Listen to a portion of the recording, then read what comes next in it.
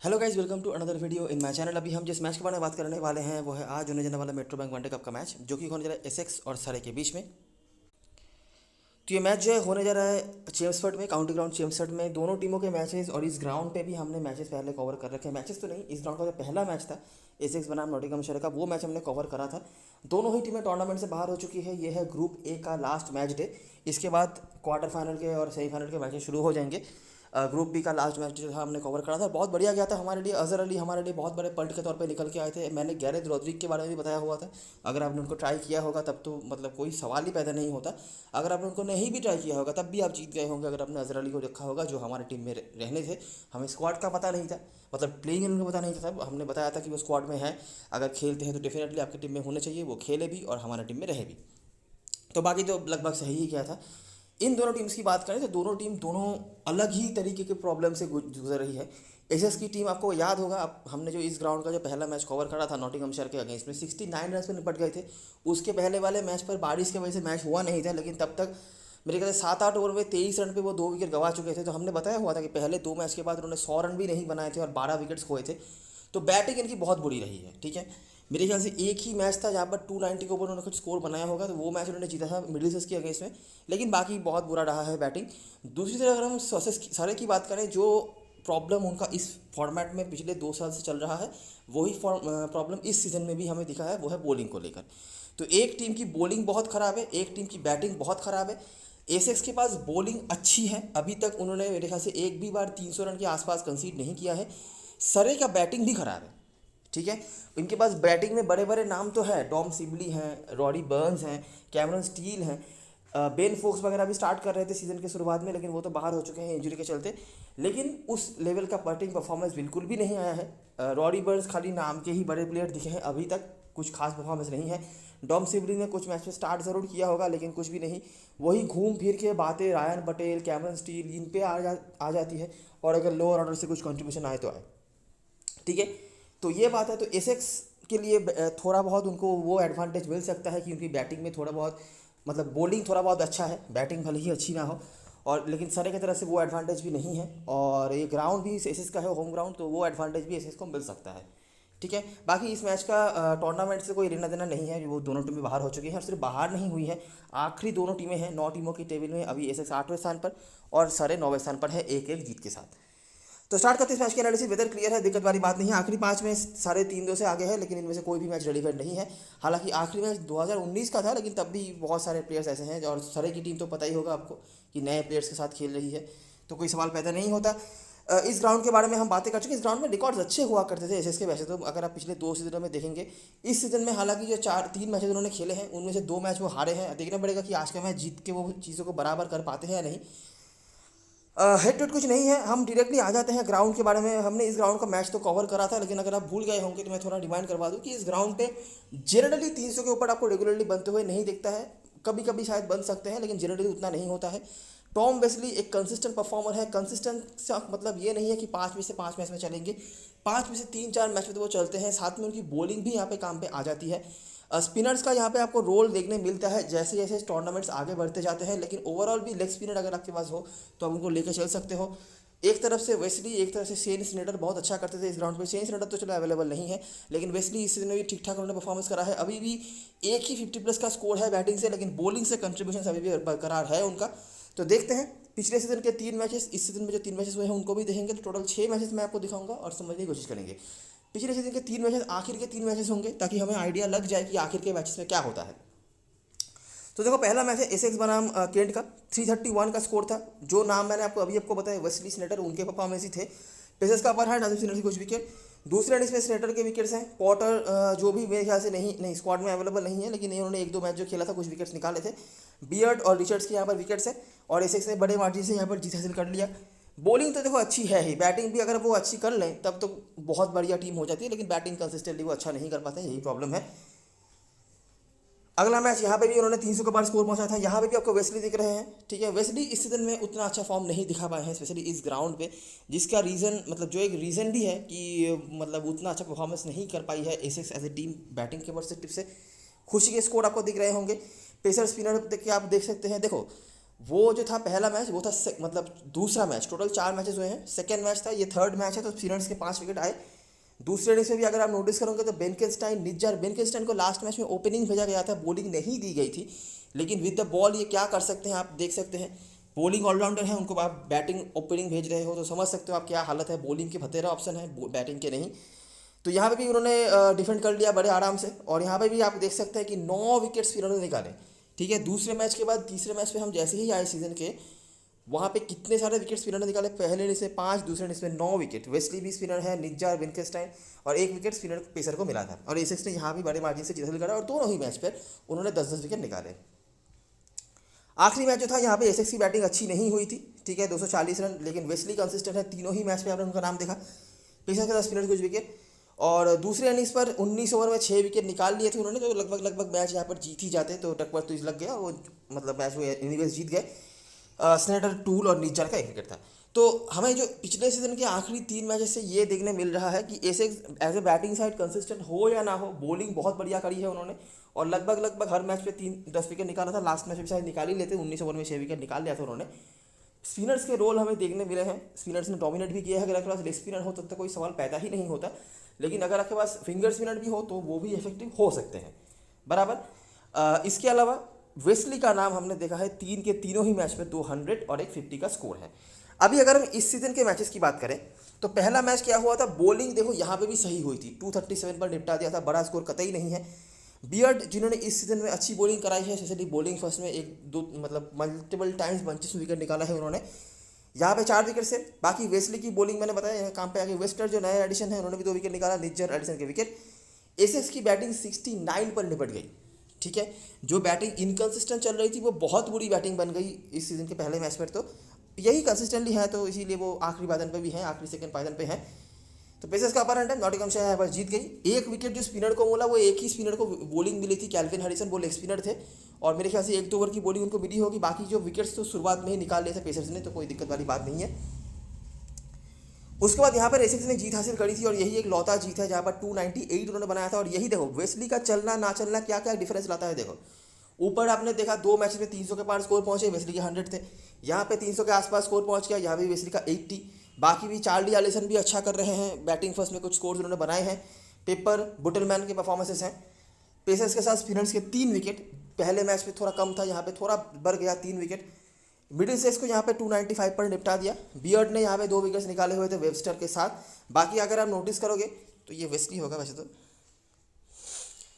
Nijjar, Harmer, Wesley सारे spinners हैं, ठीक है। तो कितने सारे विकेट स्पिनर्स ने निकाल रहे हैं पहले मैच के बाद, दूसरे मैच में ज़्यादा बढ़ रहा है स्पिनर्स का विकेट, और पॉटर का 1 विकेट, ठीक है।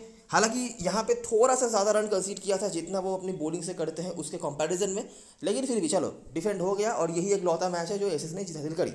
लास्ट मैच जो हुआ था एसेक्स बनाम यॉर्कशायर के बीच में, बैटिंग फिर से खराब, फिर से देखो वेस्ली नहीं चले, तो वही बात हो गई, सबने कुछ मतलब सबने नहीं, कुछ प्लेयर्स ने कंट्रीब्यूशंस तो करे, जिनमें से पेपर थे, रॉबिन दास, वेबस्टर, लेकिन वही बात है। लेकिन इस बार अगर आप नोटिस करोगे तो स्पिनर्स के विकेट और बढ़ गए, जिनमें से डॉम बेस जो कि फिंगर स्पिनर है उन्होंने 5 विकेट निकाले थे। तो नोटिस कर सकते हैं आप कि स्पिनर्स का विकेट मैच बाय मैच बढ़ते जा रहा है। ऊपर भी हमने वो चीज़ नोटिस करी थी पिछले सीजन में, यॉर्कशायर के 5 विकेट्स गिरे थे, और उन्होंने इजीली यहाँ पे चेस, इजीली तो नहीं लेकिन रन थोड़ा कम ही था, तो चेस हो गया 46 ओवर में जाके। लेकिन अगर आप नोटिस करेंगे तो यहाँ पे भी 5 के 5 विकेट्स स्पिनर्स ने निकाले। तो देखो रन जो है आप नोटिस कर सकते हैं कि एसेक्स ने 300 के पार पहुँचाया था पिछले सीजन में 2 बार, और इस सीजन में भी ये 298 का स्कोर था वो एसेक्स ने बनाया था।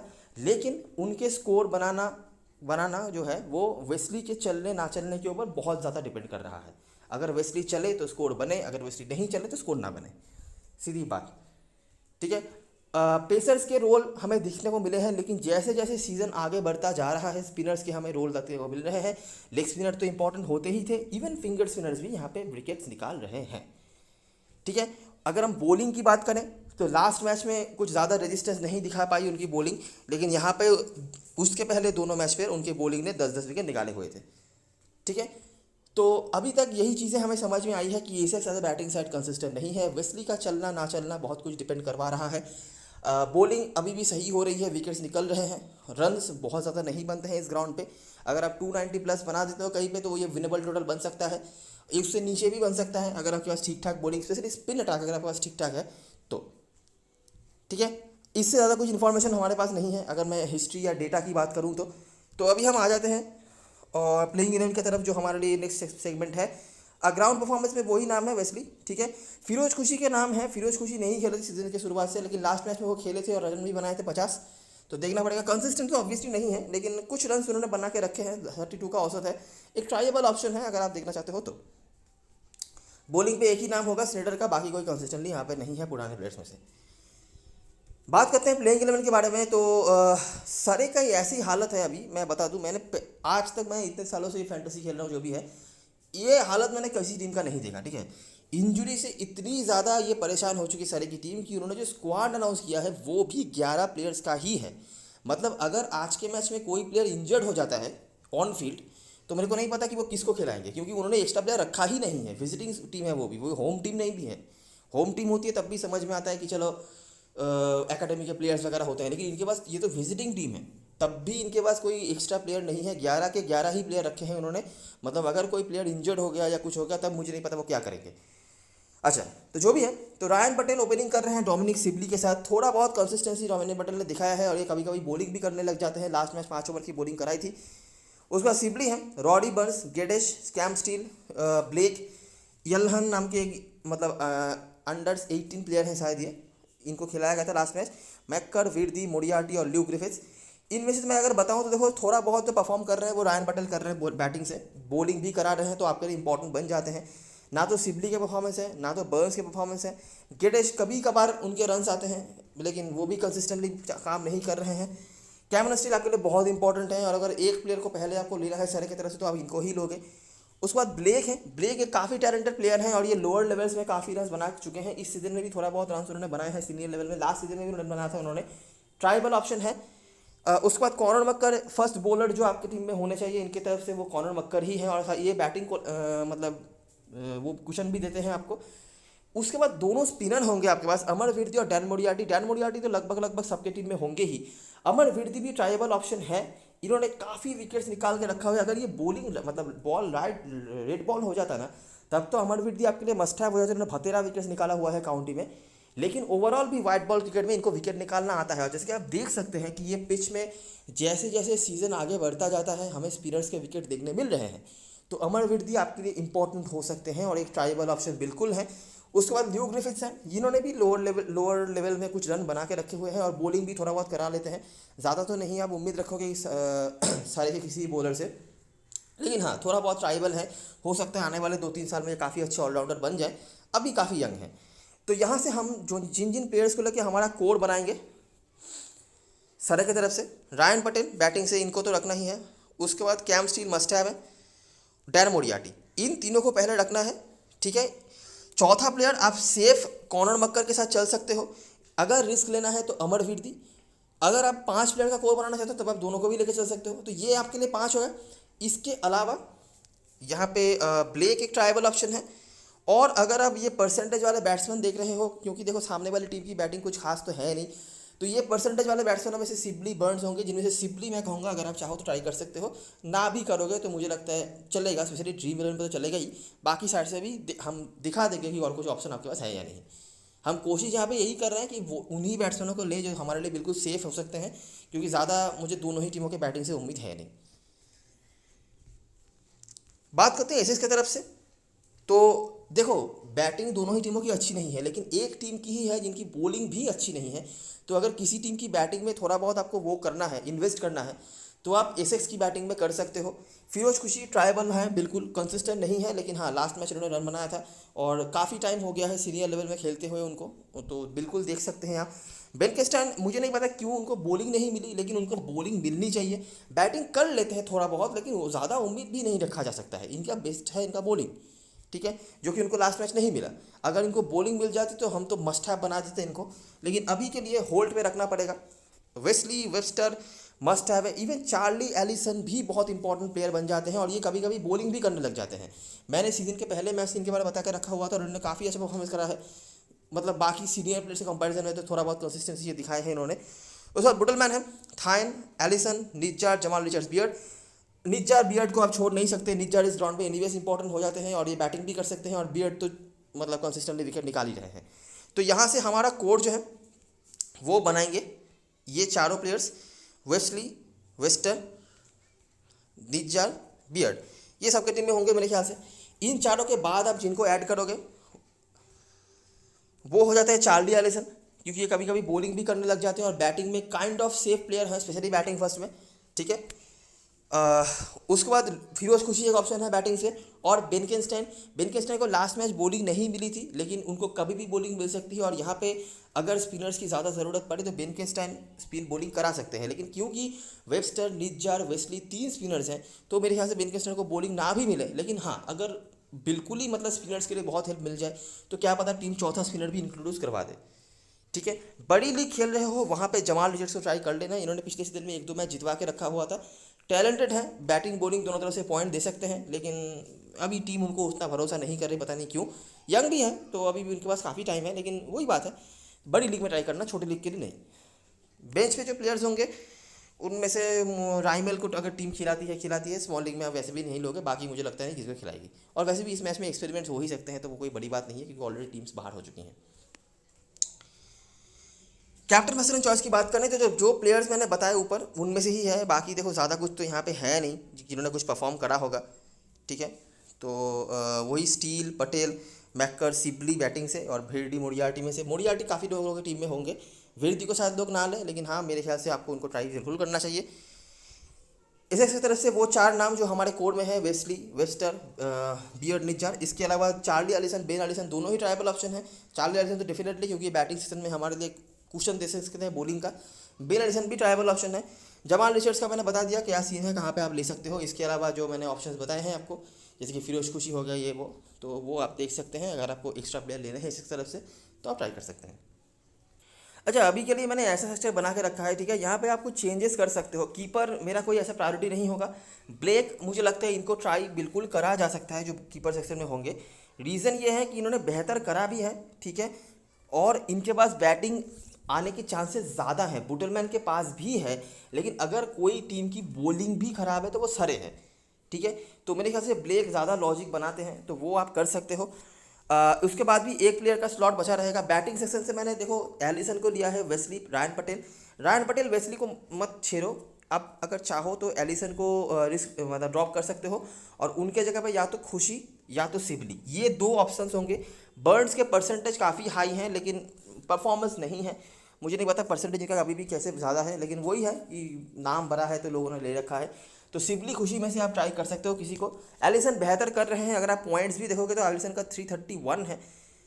आप अगर आप बाकी प्लेयर्स का देखोगे, खुशी तो चलो एक मैच खेले हैं, बाकी इन दोनों प्लेयर्स का देखोगे तो काफ़ी कम, ठीक है। मेरे ख्याल से दोनों के मिला के भी उतने नहीं होते हैं जितने एलिसन के अकेले के हैं, और वो कभी कभी बॉलिंग भी करने लग जाते हैं। अच्छा, ऑलराउंडर सेक्शन में ये 3 तो सबके टीम में है, वेस्टर, स्टील और निज्जार। बेनकेस्टाइन को मैं कहूँगा लेके चल सकते हो, क्या पता इनको बॉलिंग मिल जाए, और अगर कहीं पे बॉलिंग मिल गई तो ये बहुत इंपॉर्टेंट बन सकते हैं। इन्होंने इस ग्राउंड पे 6 विकेट भी निकाल के रखे हुए हैं। लेग स्पिनर है तो कोई सवाल ही पैदा नहीं होता अगर ये बॉलिंग करते तो हम इनका छोड़ने का, लेकिन क्या पता उनको बॉलिंग मिलेगी या नहीं। अगर बॉलिंग ना मिले और अगर आपने ले लिया हो टीम में तो वेस्ट भी हो सकता है, तो रिस्क होगा दो धारी तलवार की तरह, लेकिन आप देख सकते हो, ठीक है। बॉलर्स में से मैंने मैक्कर, मोरियार्टी, बियर्ड इन तीनों को लिया है जो कि सबकी टीम में होंगे। अगर आप चौथा ऑलराउंडर नहीं ले रहे हो तो यहाँ पे एक्स्ट्रा बॉलर आप ले सकते हो विर्दी के रूप में। ग्रिफिथ्स से ज़्यादा मुझे लगता है विर्दी यहाँ पे लगभग ज़्यादा सेंस बनाते हैं। और एसेस की तरफ से खाली बेन एलिसन होंगे, अगर आप ट्राई करना चाहते हो तो नहीं भी लोगे चलेगा, लेकिन विर्दी मुझे लगता है कि यहाँ पे काफ़ी सेंस बनाते हैं, आप उनको ट्राई बिल्कुल कर सकते हो, ठीक है। कैप्टन बैट्समैन चॉइस की बात करें तो वेस्ली, वेबस्टर एसेस की तरफ से डिसेंट ऑप्शंस हैं। दोनों के परफॉर्मेंसेस भी आए हैं। वेस्ली का बैटिंग कंसिस्टेंट ना हो, बॉलिंग तो कर ही लेते हैं, और बैटिंग से भी रिकॉर्ड अच्छा है, और क्या पता एक जो बड़ा इनिंग्स उनका ड्यू है वो आज आ जाए, और सामने वाली टीम की बॉलिंग भी खराब है तो बिल्कुल चांस है। बात करें सरे की तरफ से तो एक ही प्लेयर बनता है, वो है स्टील। बड़ी लीग खेल रहे हो वहाँ पे मोरियार्टी और विर्दी को भी ट्राई कर लेना, ठीक है। लेकिन छोटी लीग में वो रिस्क मत लेना। छोटी लीग में मेरे ख्याल से स्टील, वेबस्टर और वेस्ली, ये 3 डिसेंट ऑप्शंस हैं, ठीक है। तो ये रही सारी चीज़ें और सारी एनालिसिस। अगर आपको वीडियो पसंद आई हो तो लाइक ज़रूर करना, सब्सक्राइब करना चैनल को, टेलीग्राम चैनल पे ज़रूर ज्वाइन हो जाना, क्योंकि लास्ट मोमेंट पे सारी अपडेट्स वही भी मिलने वाली हैं। तब तक के लिए best luck for this match and good bye for now.